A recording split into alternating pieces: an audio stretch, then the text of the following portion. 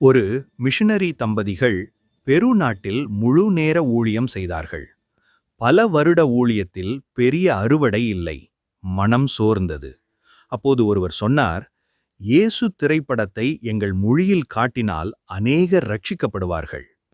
பணமில்லை, ஆனால் வாஞ்சை இருந்தது. தங்களிடம் இருந்த எல்லாவற்றையும் விற்று வண்டி, ப்ரொஜெக்டர் வாங்கினார்கள். ஒரு கிராமத்திற்கு செல்லும்போது தீவிரவாதிகள் அவர்களை பிடித்து எல்லாவற்றையும் கொள்ளையடித்தார்கள். அந்த இருளில் ஆவியானவர் சொன்னார், கர்த்தரை துதி. கண்ணீரோடு பாடினார்கள். லாரி நின்றது.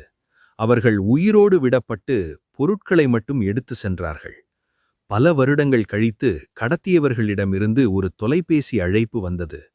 நீங்கள் கொண்டு வந்த இயேசு திரைப்படத்தை பார்த்து நாங்கள் 50 பேரும் ரட்சிக்கப்பட்டோம்.